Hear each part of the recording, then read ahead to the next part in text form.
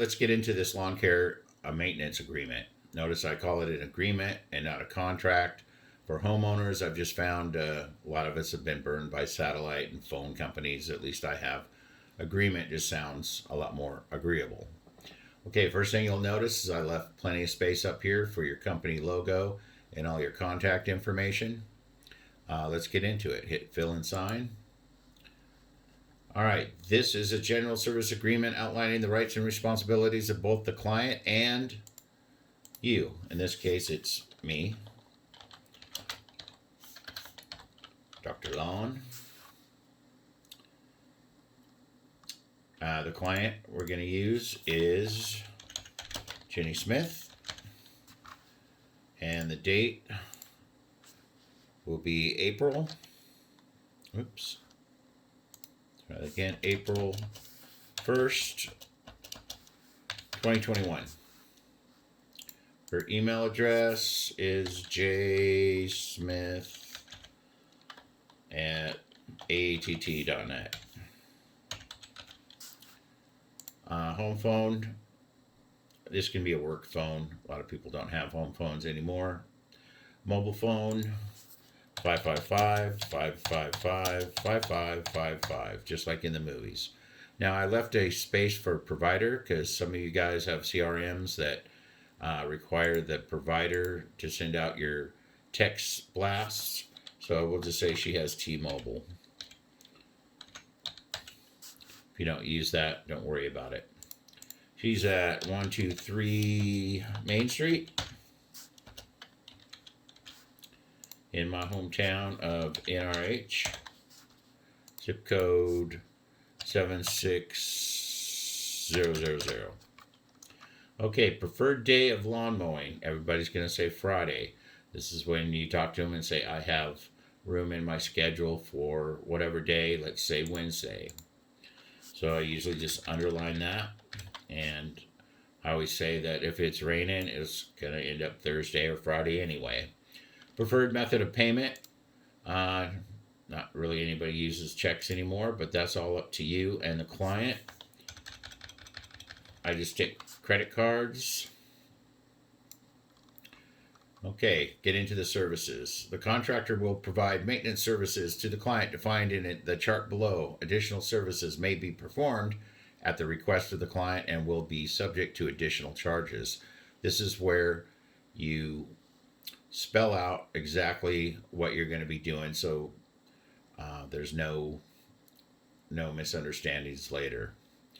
Okay, first thing is you're going to be mowing, and depending on what part of the country you're in, I've mowed lawns from Seattle all the way to Houston.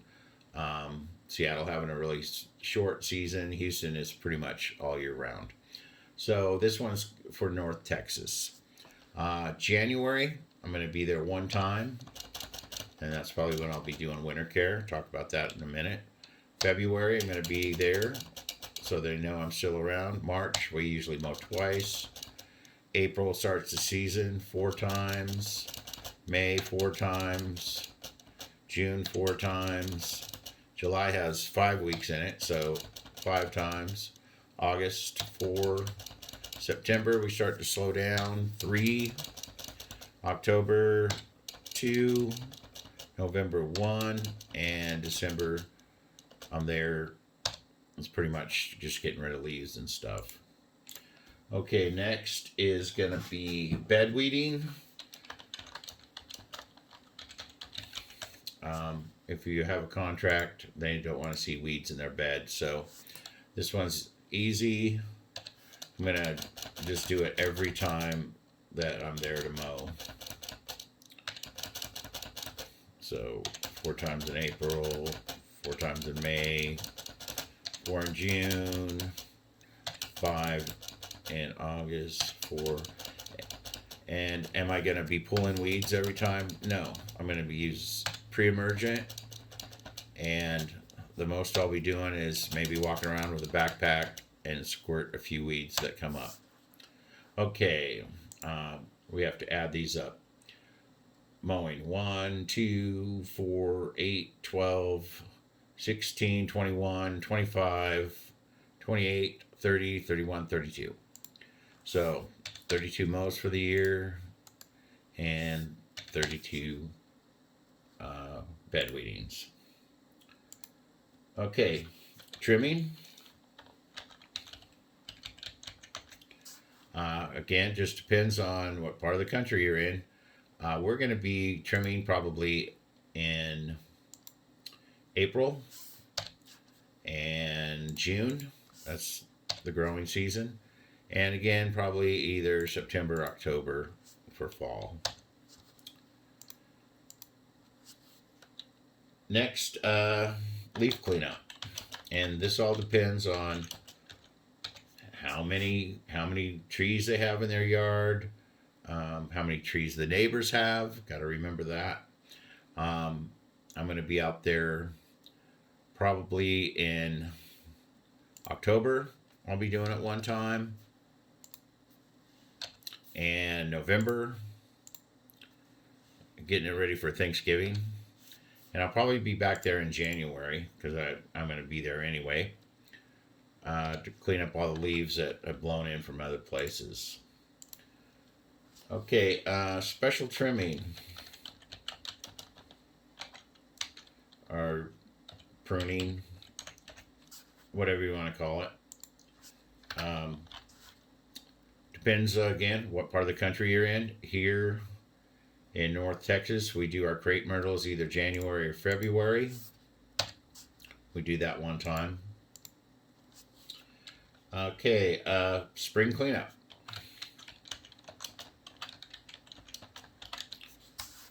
They like to see a spring cleanup on there. They know that you're going to come out after winter. And we're usually going to do that somewhere around either March or April, depending on conditions. Okay, winter care. Now, what is winter care? Winter care can be anything from cutting off the dead leaves from perennials, covering them with mulch, burlapping up your palm trees, whatever it is. And this is going to either be December or January.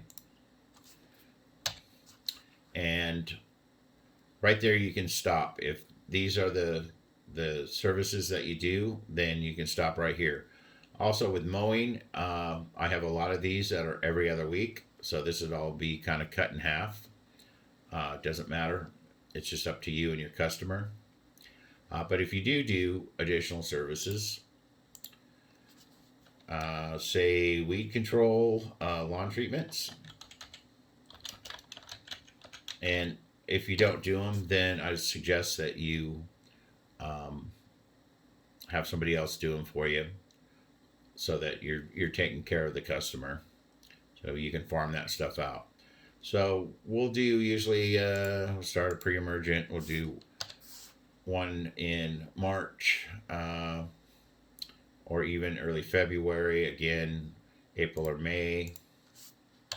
We'll do a summer feeding sometime in July or August, and again September, October for some more pre-emergent.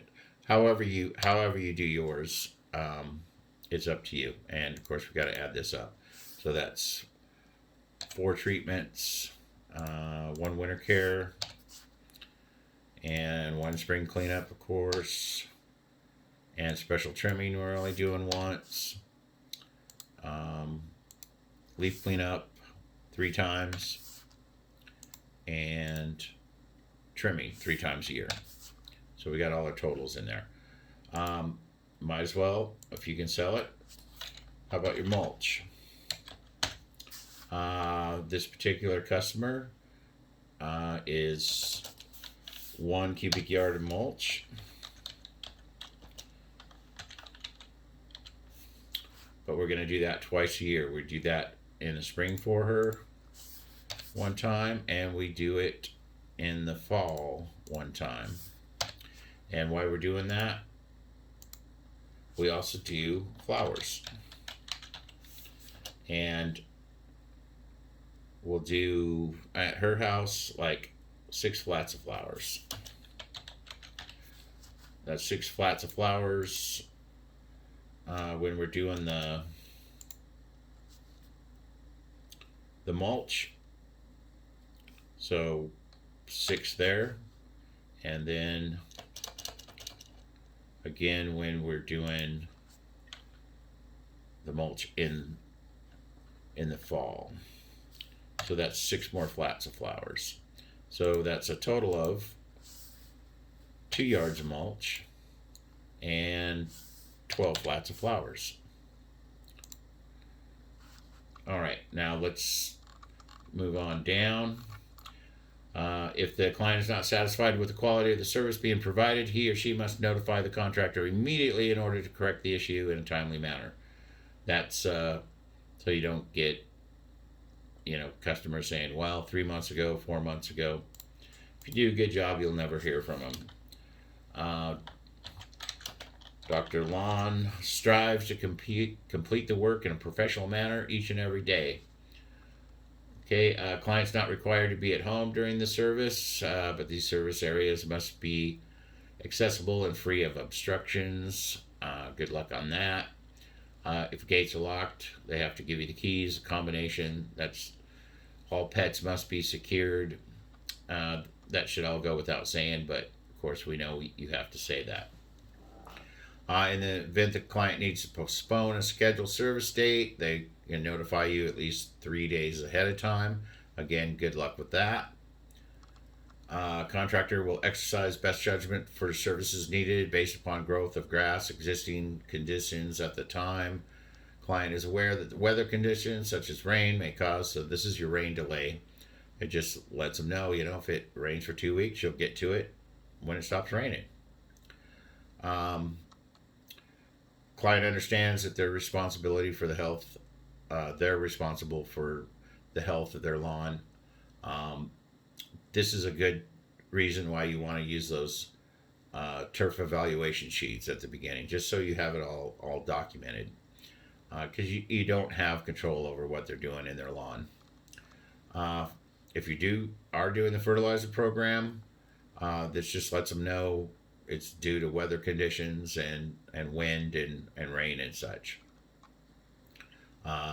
This client understands weed control requires long-term treatment. That's so if you hit a lawn that's full of weeds, they know that they're not going to go away with the first service. It takes time. Okay, client understands the monthly price is prorated. This is just taking all the services and basically dividing them by 12, and they pay over all year, inclusive in the wintertime. So you're getting paid in the wintertime. And terms of agreement, this just says, it's for the year, and it automatically goes to the next year if neither one of you stop it. Okay, payment. And this is where we need to go to the math. So I'll close this. And here we have the math. 32 times a mowing. I know that I am charging her $30 per mow. It's $960. Beds, I'm charging like $5 extra for weeding. Comes out $160. Trimming 3 times. It's going to take me a couple hours each time. Times $75 times 3. Leaf cleanup, the same thing. Couple hours, 3 times a year. Special pruning, take me a couple hours. Only do that once. Spring cleanup, that's going to be about 4 hours to do that. Winter care, I'm just going to be there when I do everything else. It's regular service for $30. Weed control, I'm charging $49 for 4 times each. Mulch 2 yards, and 6 flats of flowers. I think that's $30 a flat, $180. So the total is going to be $3,106. Divide that by 12, you get $260 a month. And I like to discount it as part of the sales because a lot of this stuff I'm going to be there anyway. So 3,106 minus 10% divided by 12. I'm not that good. Is 3106.00 divided by 12. No, minus 10%. Hold on. 3106.00 times 10% equals $310. So 3106 minus $310 equals 2796 divided by 12. 233. I'm going to round it up to, I'll round it down actually to 230. So $230 a month. So we'll go back to the agreement.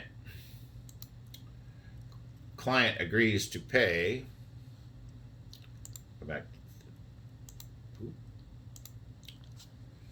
$230 a month, and I left some space. You can put plus sales tax, and you don't want to put it into there when you go to the store. The sales tax isn't added in. Per month for lawn maintenance services and fertilizer program, I'm going to do it 4 times a year. Invoices are mailed or sent by email, and this is however you do it. You can do first of the month or first through the 5th, however you do your books. This is also if they don't pay by the 15th, and again, this is up to you. You can put a late fee. Termination of agreement. Either party may terminate this agreement at any time by supplying the other party with a written notice. So you can terminate them if you need to, or if they're moving or they're not happy with you, they can get rid of you. But if the client decides to terminate this agreement, they will pay the contractor the current month plus any balance for service provided, so that you don't go in and put all the flowers, all the mulch, and all that in, and then you get your $230 and they quit. Can't do that. They have to pay for the services already rendered. Okay, and then just have them sign it and date it. You sign it and date it. You can send it to them for them to sign and send back. If you have the DocuSign feature on your computer or something, you can do that as well. But here you go. You are now contracted to do it for the year, and you have year-round income.